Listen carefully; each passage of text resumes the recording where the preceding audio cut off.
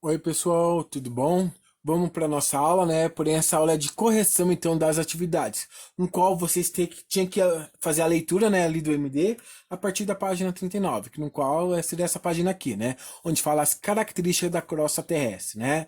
Então, a teoria da deriva continental e as placas tectônicas, né? No qual já tivemos aí uma aula sobre a deriva continental e a outra aula, né, que foi a última aula sobre aí as placas tectônicas, né? Então, onde falava todo esse processo ali dos movimentos do continente, né? Quando tudo era unido, que se chamava Pangeia, né?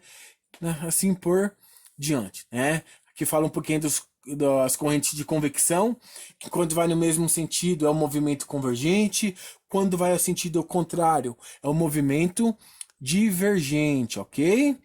Né? E aqui é essa questão das placas. Vamos lembrar aqui, ó, na questão do Brasil aqui no mouse, ok? Estão observando, né? Porque aqui no Brasil nós não temos terremotos, porque o Brasil está no centro, no meio de uma placa tectônica, ok?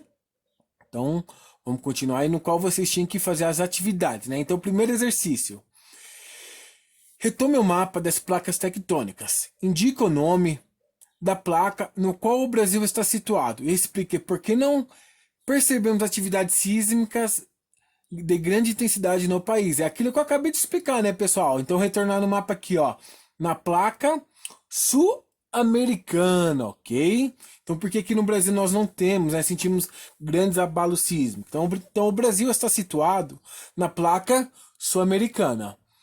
Como o país se encontra distante das bordas, não percebemos atividades sísmicas de grandes intensidades, tá? Pessoal, o que às vezes já volta e meia acontece, né?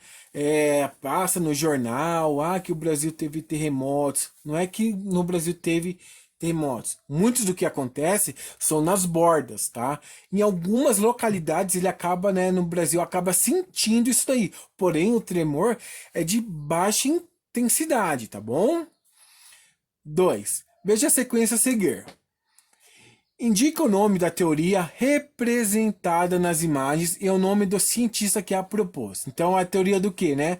É a teoria da deriva continental, que foi proposta pelo cientista alemão que Alfred Wegener, né, em 1915. Ok, pessoal? B. Explique as hipóteses levantadas pelo cientista para propor a teoria representada nas imagens e por que ela não foi bem aceita no início do século XX. Então lá, Wegener elaborou a teoria da deriva continental a partir da observação do contorno dos continentes sul-americano e africano, né? Então, que é o exemplo, né? Continente sul-americano, né? E o continente africano que se encaixa ali perfeitamente, ok? Então lá, a teoria. Opa, desculpa, vamos voltar aqui, ó. Que parece. Aqui, ó, o africano, né? Que pareciam se encaixar. E a semelhança dos fósseis de animais e vegetais que foram encontrados na costa dos dois continentes. Então, que fala o porquê dessa teoria em si. E aí continua. Por que ela não foi aceita no século XX? Então, a teoria não foi bem aceita naquele momento por outro cientista, porque o pesquisador não conseguiu explicar a causa da fragmentação da mega continente, tá? Então por isso que ela não foi bem aceita no início do século XX, tá? 3. O esquema a seguir representa as diferentes direções em que as placas tectônicas podem se mover, né? Convergente, convergente, oscilante, ok? Então lá, considerando a letra indicada em cada desenho, indica o nome do movimento e uma consequência relacionada a ela.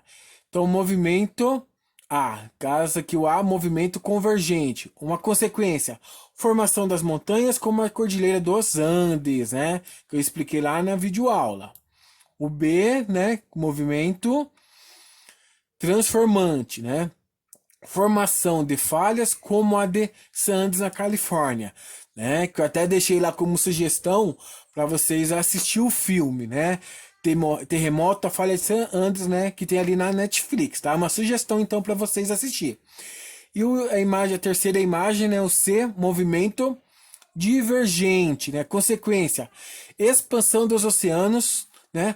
E formação da cadeia mesoatlântica, ok, pessoal? Onde que fica essa formação da cadeia mesoatlântica? Mais ou menos aqui, ó, onde está esse limite. Então, aqui está a formação dessa cadeia. Certo, pessoal? Então, aqui ficou a correção dessas atividades, tá ok? Então, até a próxima aula. Tchau, tchau.